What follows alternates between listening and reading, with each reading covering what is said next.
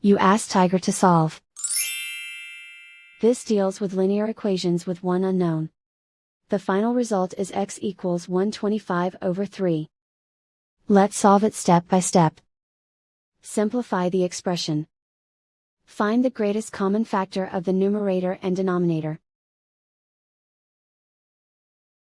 Factor out and cancel the greatest common factor. Swap sides. Isolate the x. Multiply both sides by 100. Group like terms. Multiply the coefficients.